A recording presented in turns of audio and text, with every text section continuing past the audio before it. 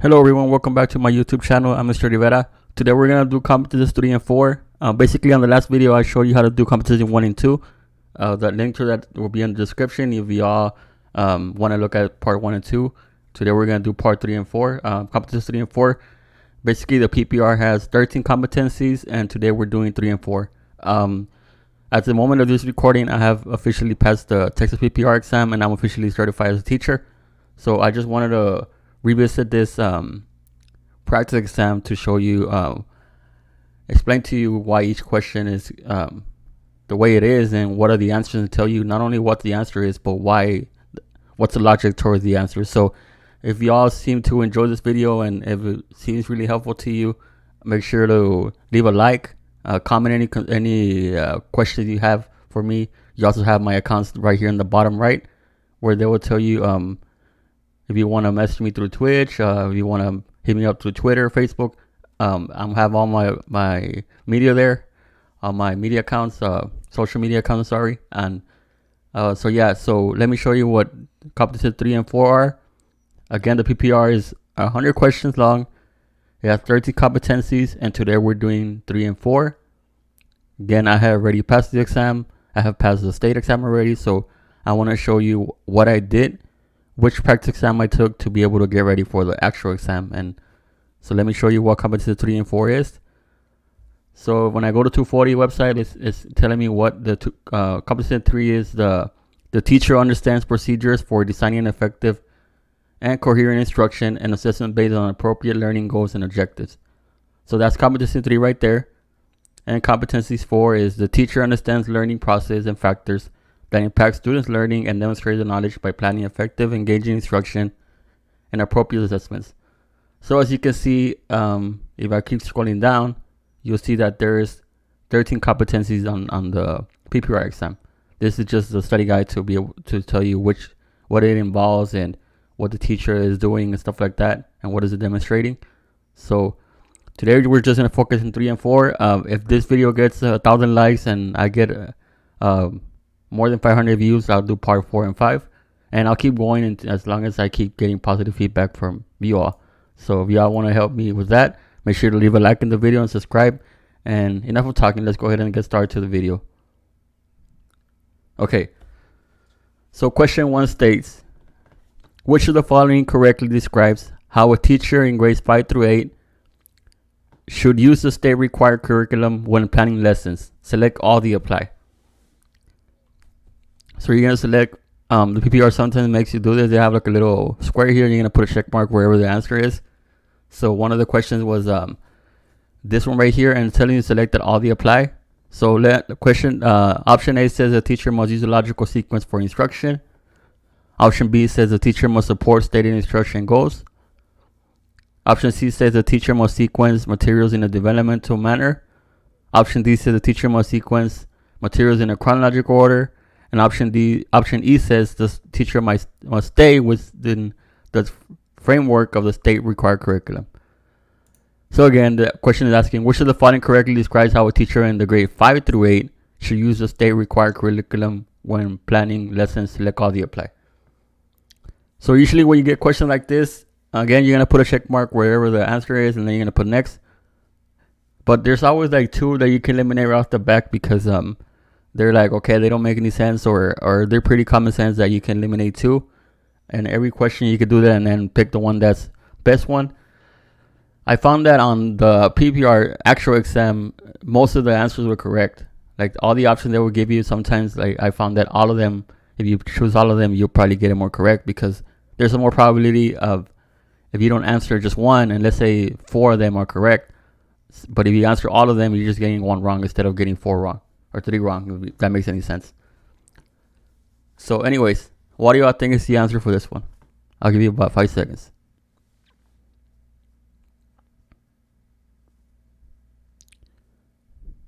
Okay, let's go through each one. Option A says that the teacher must use a logical sequence for instruction. Option A is correct because teachers have some flexibility on how they sequence instruction for their classroom. But the sequence must be logical. The teacher must determine what specific skills students should master and then sequence the learning events appropriately. So A will be one of them that we can select. Let me see if I can highlight this. Not like that. I'm sorry.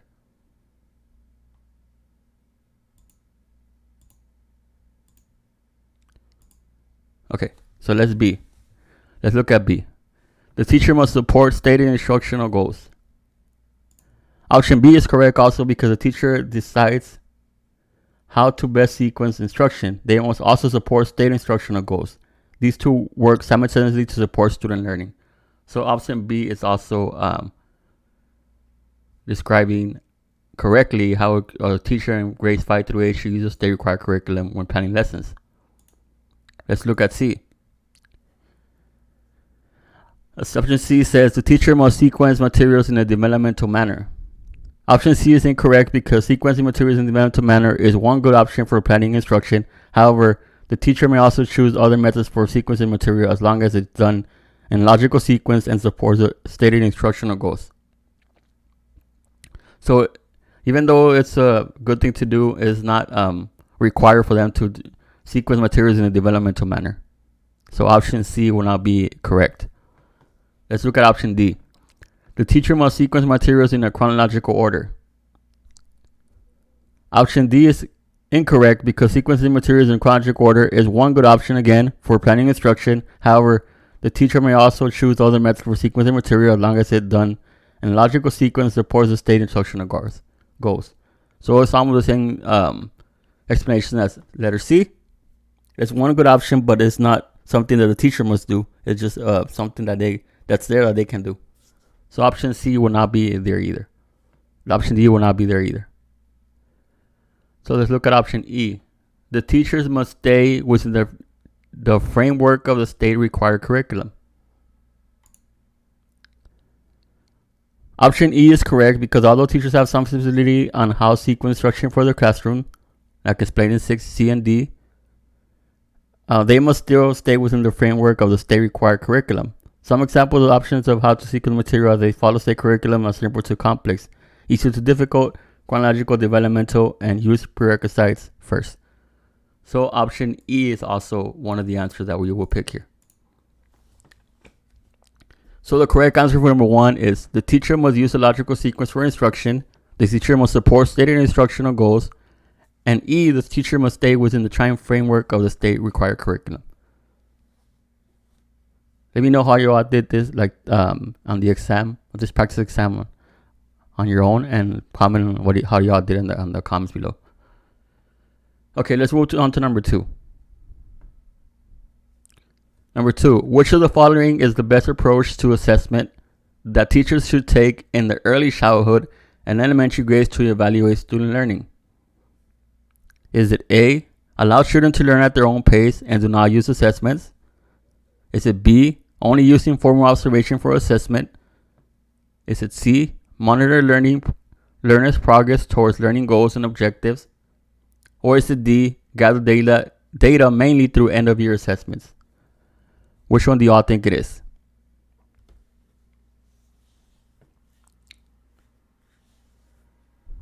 The correct answer for number 2 is C.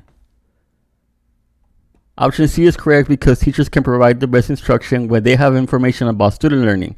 The teacher must design an assessment plan to monitor young learners' progress towards learning goals and objectives. So our only correct answer would be this one right here.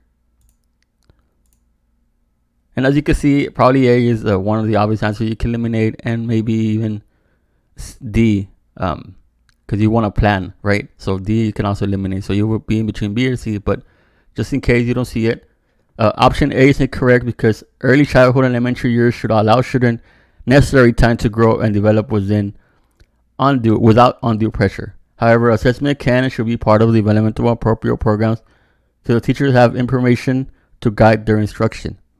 So option A is incorrect. Option B is incorrect because informal observation is one form of assessment and it is useful and appropriate for early childhood and elementary years. However, there is also a place for more formal assessments that give teachers additional and targeted information that will also be useful to guide their instructions. So this is where I probably have struggles with my exam because option B is technically correct, but it's not the best option. So sometimes you're going to have to be like, even though this sounds right, even though this sounds correct, this is not the best option that they want. They want you to pick the best option. And between B and C, C is the best answer. And that's probably where I struggle the most. But I passed the exam, and that's what counts. And just remember, you're always going to get like two answers that are correct, but you're going to have to pick which one is the best of both of them. And that's the hardest part of the PPR. Okay. Option D is incorrect because end-of-year assessments are especially helpful to provide information to help guide decisions about the following school year. However, there should also be regular assessment plan in place to guide instruction throughout the year. And like I said, option D, this will be good for the following year, not to plan assessment throughout this whole school year. So the only answer that can be for number 2 is C. Let me know how you all did in the comment section. Okay, let's look at number 3. It says, scaffolding is a process in which students who are learning new or difficult tasks are given more assistance. Once students begin to demonstrate task mastery, what step should the teacher take next? Is it A, gradually decrease assistance or support? Is it B, increase assistance and support? Is it C, no longer provide extra assistance or support? Or is it D, remain at this level of support indefinitely? What do you think the answer is for number 3?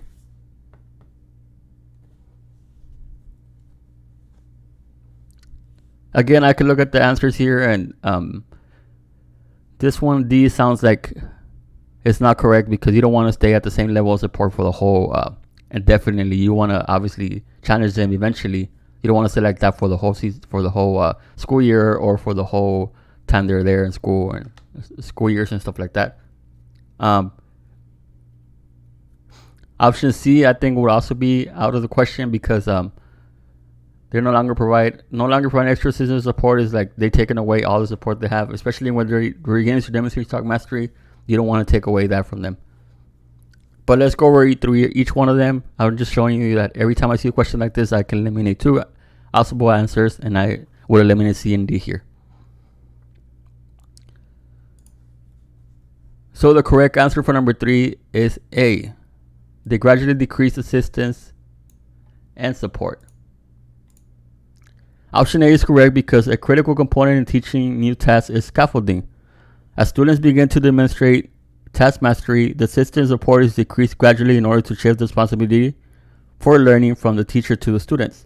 Scaffolding moves progressively towards strong understanding and ultimately greater independence in the learning process.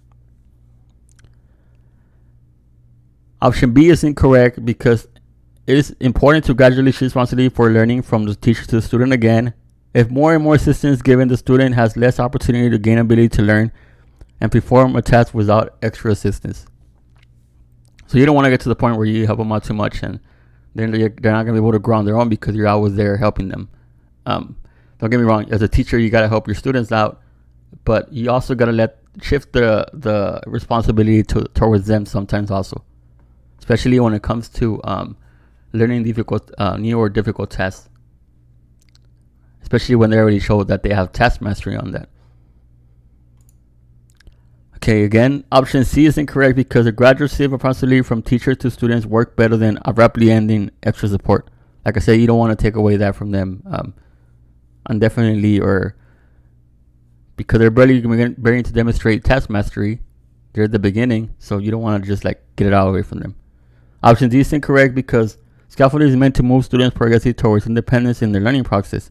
It is pointed to withdraw support gradually as students build progressively towards task mastery. As with this answer B, the students need to opportunity to eventually become independent with the learning task. You don't want to remain at this level of support indefinitely. So my only answer for number 3 can be is A. Let me know how you all did on this one in the comment section below. Let's look at number 4. Which of the following statements best describe learning from middle grade students? I forgot to put school here, I'm sorry. Which of the following statements best describe learning from middle school grade students? Is it A, middle grade students prefer solitary learning tasks over working with peers? Is it B, Learning through listening works well for this age group. Is it C, middle grade often have long attention span? Or is it D, middle graders learn well when given opportunities to explore and interact? Which one do y'all think is for number 4? The correct answer for number 4 is D. Middle graders learn well when given opportunities to explore and interact. Option D is correct because middle graders are by nature explorers, curious, and adventurous. They learn best through interaction activity. They need frequent opportunities to explore, hypothesize, and try their hands at innovative ways to solve problems.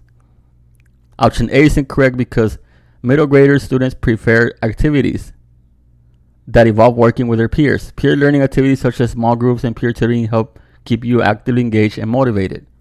Option B is incorrect because middle graders learn best through interaction activity rather than by listening. Teachers should create opportunities for middle grade students to activate participants in their learning.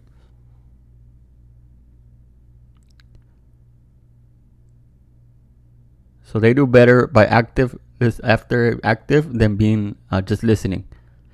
And option C is incorrect because although middle grade students possess a vivid imagination, exhibit independence, critical thinking, they have short-term memories as well as short attention spans.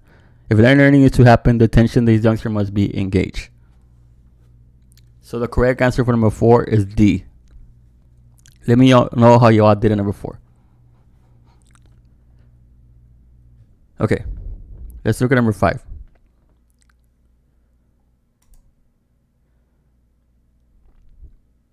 The following suggests characteristics of the I forgot the R here. Okay. The following suggests characteristics of the STAR, State of Texas Assessment, Academic Readiness Test, and the TEKS, the Texas Essential Knowledge and Skill Standards. Indicate whether each statement is true or false. So they're asking a true or false question. Here you would put true, you would put false, and whatever the answer is for this one.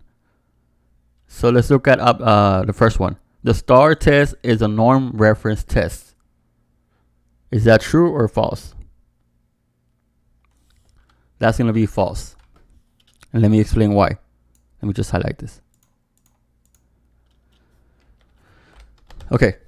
The STAR test, this statement is false because the test is not designed to compare and rank test takers in relation to one another. Instead, the test is designed to measure whether each individual students have met their learning standards for his or her grade.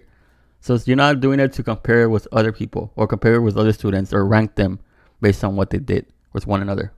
So that one is going to be false. Let's look at option B. The STAR test is a criterion reference test.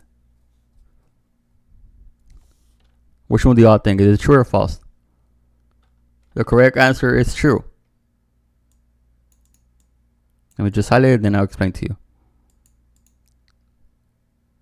I guess I can highlight this different color. That way you know that one's false. Okay.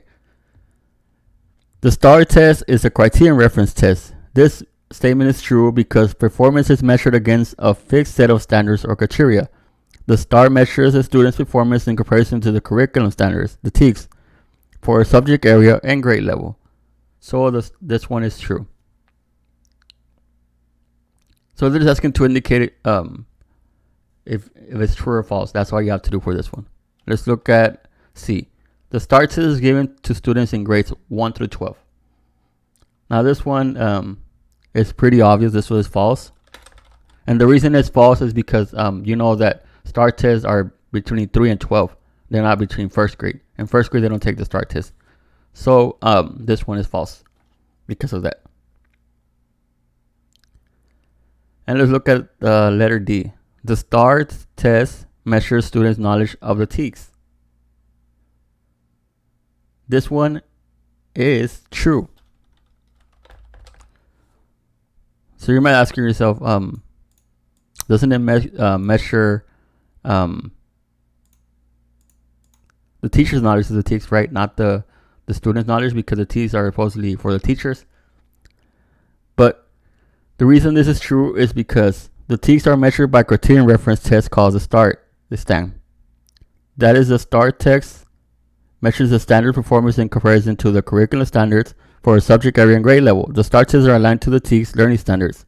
These standards are define what sex of students should learn in every grade. So this one is true because of that, because it's criterion based, and the TEKS are also criterion based. So let me know how you all did for number 5 in the comment section below. All right, we're gonna do 5 more questions like this.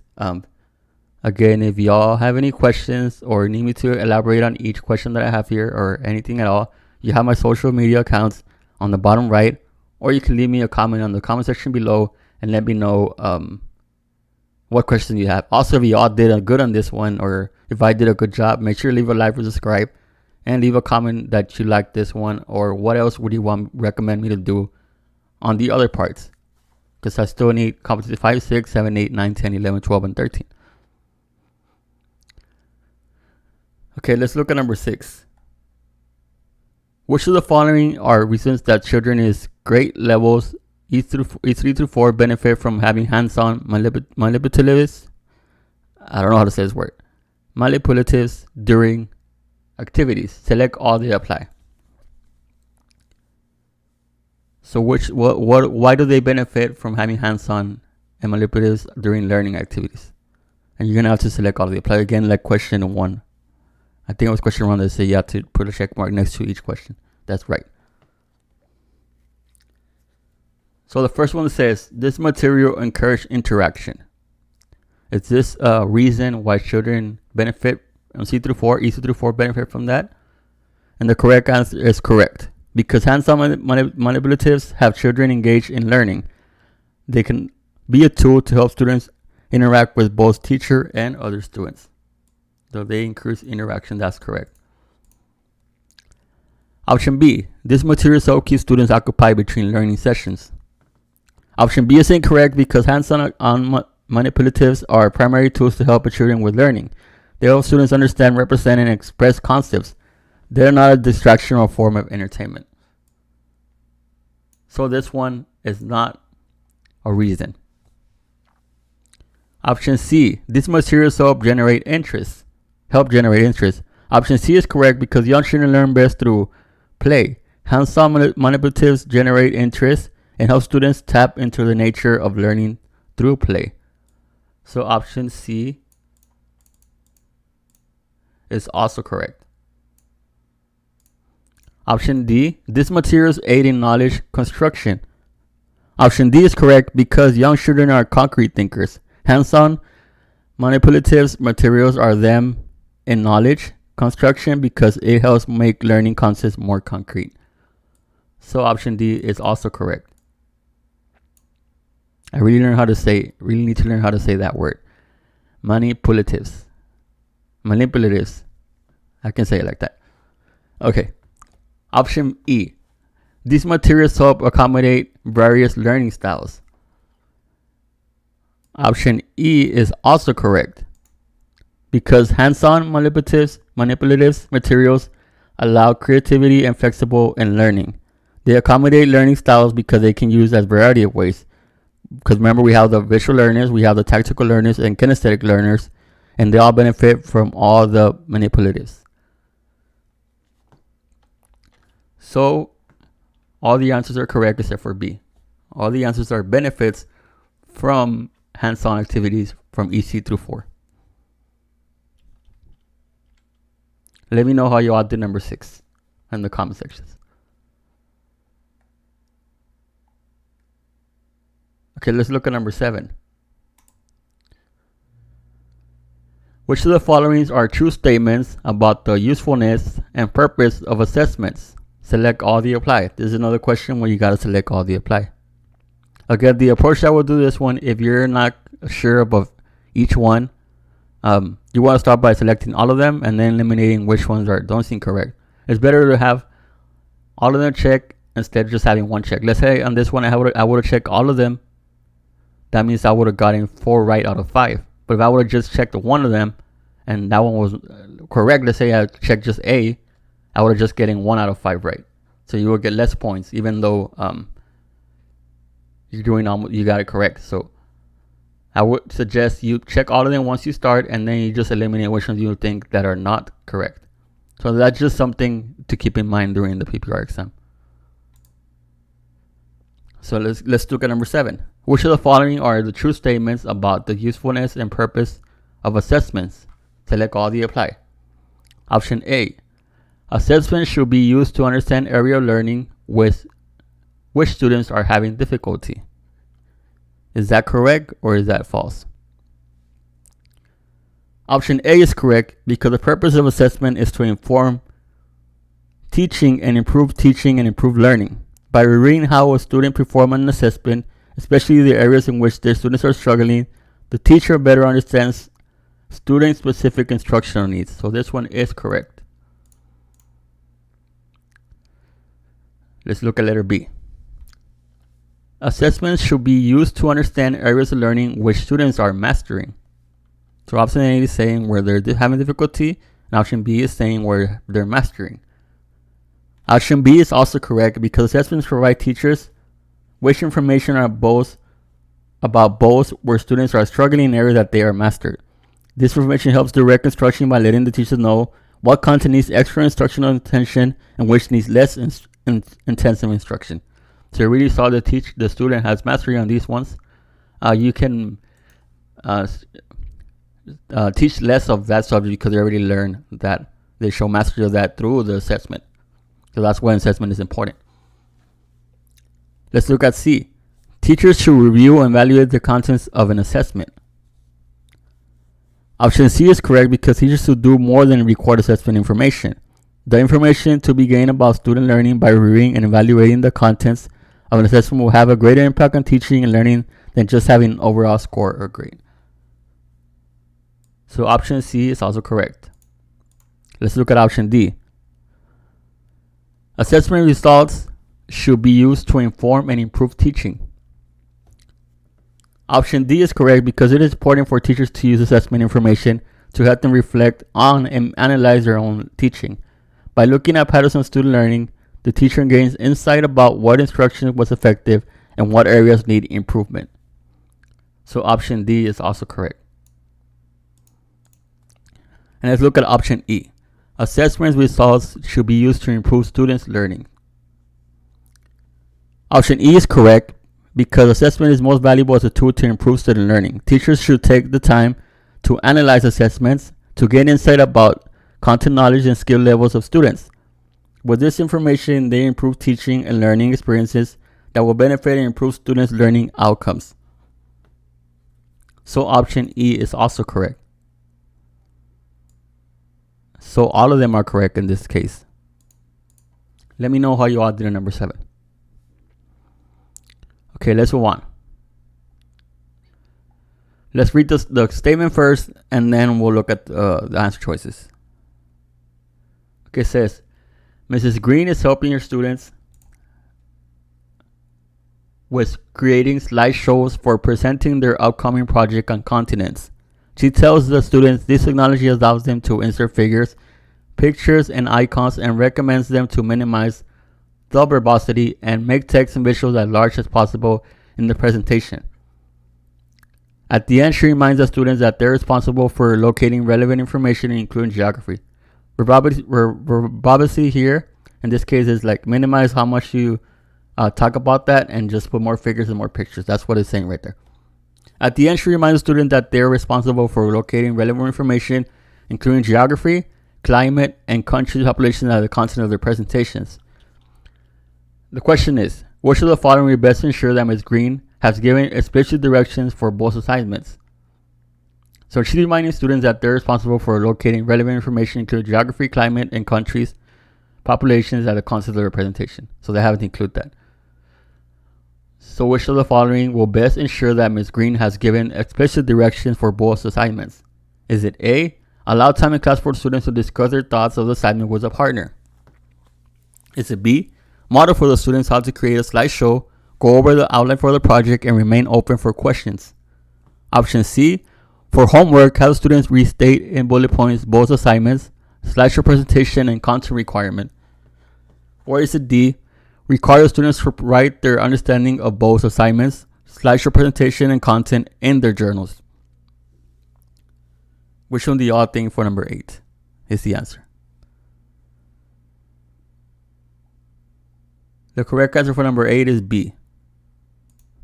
Option B is correct because modeling for the students the steps of creating a slideshow and outlining what is expected of the content are examples of explicit direction for the research projects. So this here is asking to best ensure what is explicit direction. This is the keyword right here, explicit. Let's look at option A. Option A is incorrect because allowing time in class for students to discuss their thoughts of the assignment with partner may lead to more confusion or lack of clarity on the desired outcome. So even though you have them talking to them during the class time with a partner, that might lead them to get even more confused of the assignment. Option C is incorrect because having the students restate something that is not clearly to them is an exercise in futility, especially when it is to be done away from the classroom at home as homework. Something's not even so something is not clarified for them, even though they can write it a million times. They still don't know what's going on, so that's not going to help at all. So that's just futile. And option D is incorrect because requiring students to record their understanding of the assignments in their journals and how to create the project and contents to be included is an exercise in futility also because how to accomplish this has not been clearly communicated by the teacher. So again, it will be futile because it still hasn't been explicitly directed from the teacher, so they would also cause confusion for them, even though they write it in the journal. So the correct answer for number 8 is B. Model for students how to create slideshow, go over the outline of the project, and remain open for questions. Let me know how you all did in number 8 in the comment section below.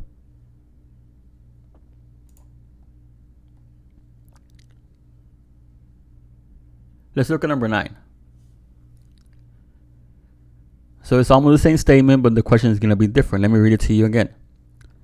Ms. Green is helping students with creating slideshows for presenting in their upcoming project on continents.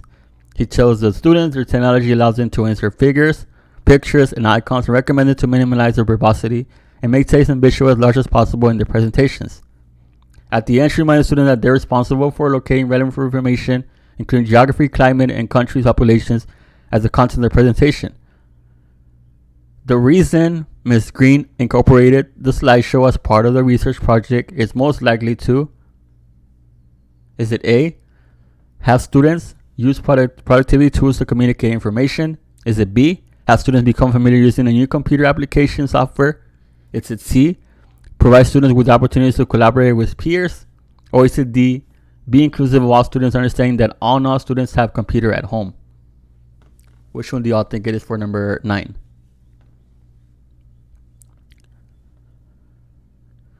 The correct answer for number 9 is A.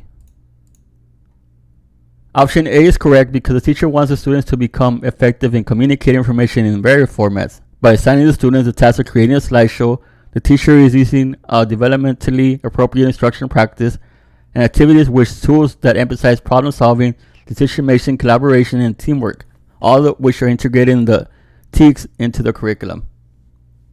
Integrated in technology application of the TEKS. So this one, I would have probably choose A or D, but we're going to see right now why D is not correct. Let's look at letter B. Option B is incorrect because the original question STEM, Mrs. Green demonstrated various formats for the students to use. This indicates that the software was not new and students were already familiar with the software. So option B is not correct because they're already familiar with the software. She doesn't have to do it again and teach it again to them. Okay, C.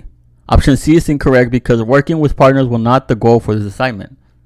Again, they want the students to include geography, climate, countries, population, all that stuff, and she's trying to help them with creating slideshows. So it's not all about just working with partners. That's not the main goal of the assignment.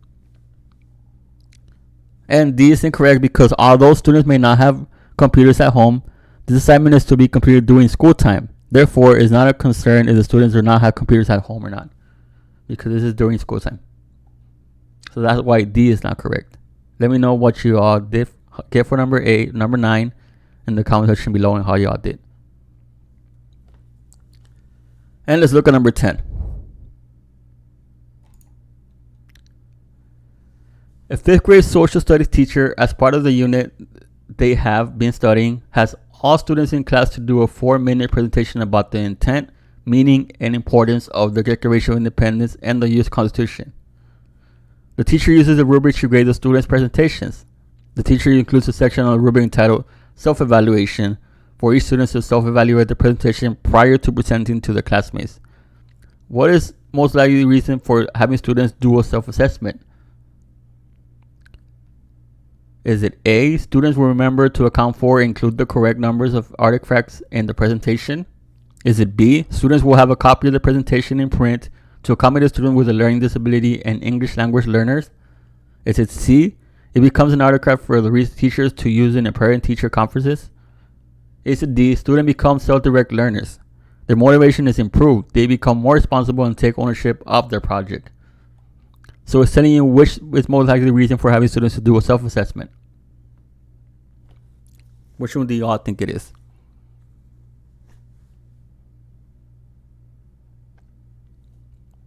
The correct answer for number 10 is D.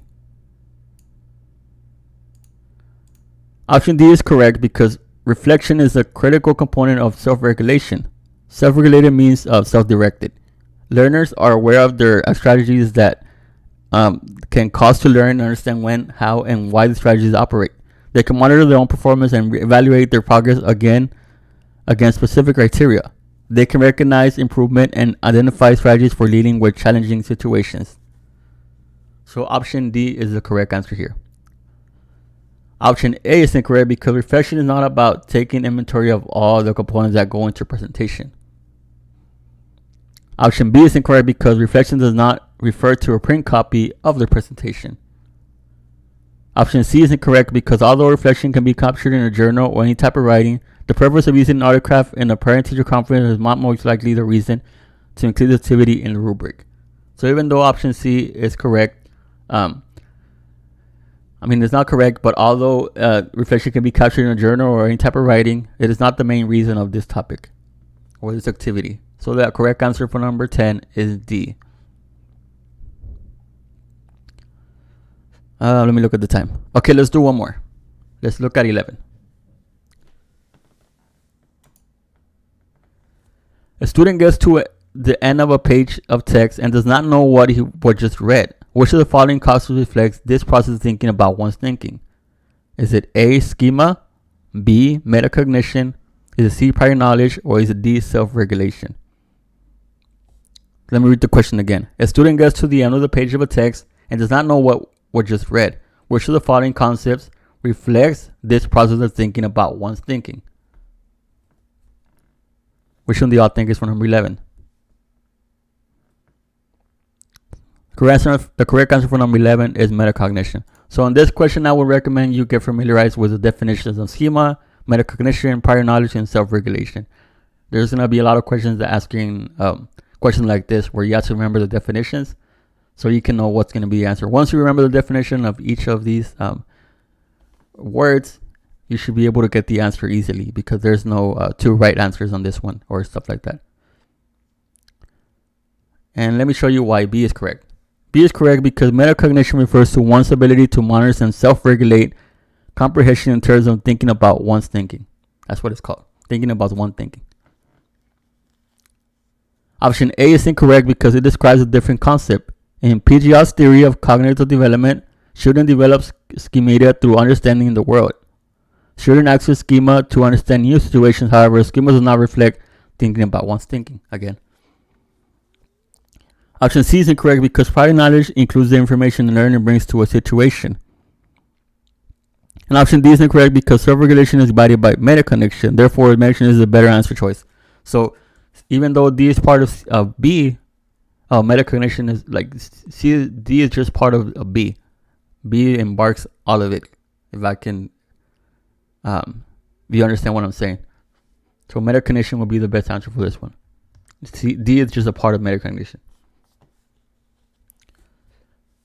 All right, so we have gone over 11 questions. I think that's good enough.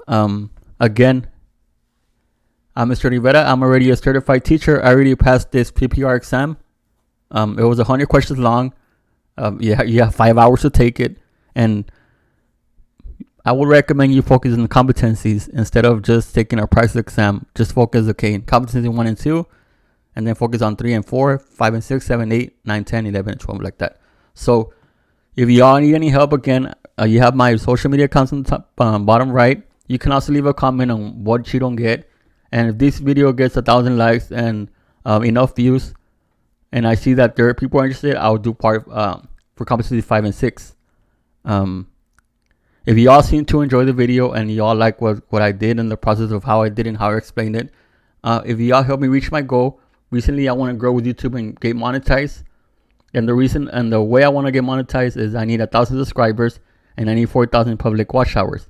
So the 4,000 public watch hours, I know it seems like a big number, but if I have a lot of followers, subscribers, that alleviates the whole public watch hours that I need. So if you all seem to enjoy this video and you all like what I did and how I explained it, make sure to leave a like in the video, subscribe to help me reach my goal, and make sure to watch all of it in case you have any questions on that one. So thank you all very much for giving me the opportunity to teach you. I'll see you next time. This is Mr. Rivera. Have a good day.